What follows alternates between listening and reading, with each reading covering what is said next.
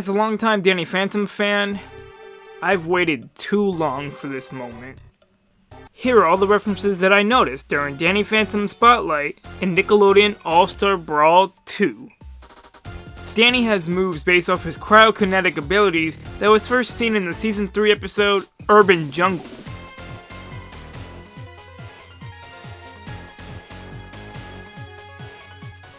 Danny's light down air is actually the crystal that Frostbite teaches Danny during the episode.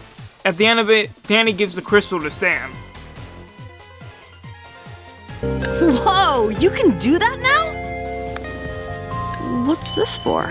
I'm glad you're okay. This aerial attack is a reference to the one Danny performs in Mystery Meat. This is the very first episode of the show.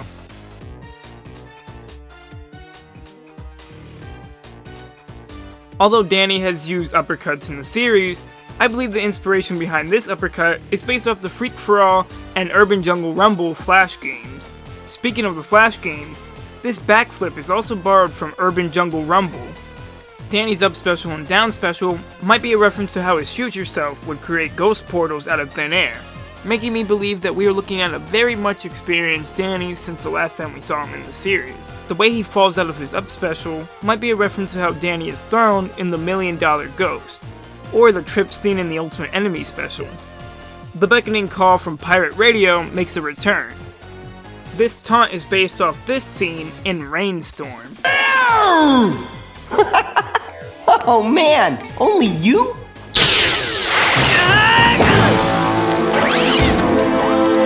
This aerial attack consists of Danny using 2 ghost rays one by one from his fist.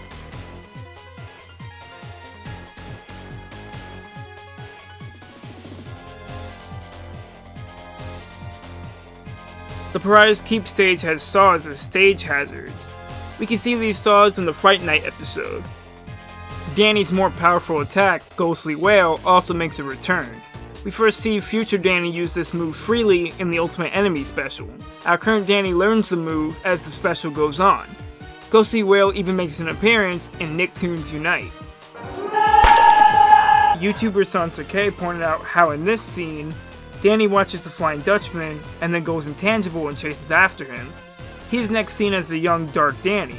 This is similar to how both Danny and Vlad's ghosts fuse together to create the evil Phantom and the Ultimate Enemy.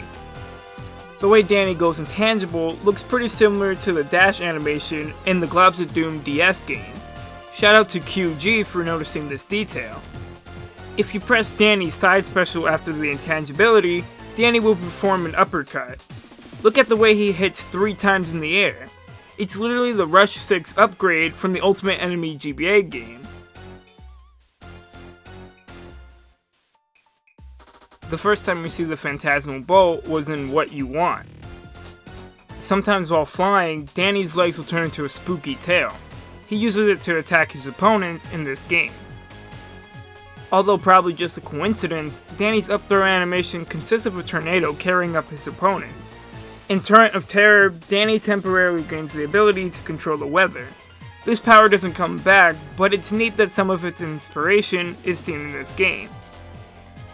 Sometimes Danny's Ectoblast will have a fire effect attached to it. This might be what the grab animation is based off of. This Danny ult is inspired by the Ghost Boy avatar that Danny merged with in the online game Doomed. This was first seen in Teacher of the Year. This outfit also makes an appearance in Nicktoons Battle for Volcano Island. This ult is based off the original jumpsuit that Danny wore before the Ghost Portal accident. We can get a better look at its origins in Memory Blank. This episode also marks the first time Danny gets his iconic DP icon. In case you were curious, Ember's Christmas Goose taunt comes from the Fright Before Christmas. Since I talked about most of her moves from the reveal trailer, I didn't think I should make a video with just 1 or 2 different details. Have some warm Christmas goose! Sometimes when Danny fights, he is known to swing his arms across his body. This kick at the end of the combo reminded me of the one seen in the Urban Jungle Rumble Flash game. Finally, Danny's Fenton Thermos attack also makes a return, only this time it is used for Danny's special move as well. Ever wanted to know what happens inside the Fenton Thermos? See ya!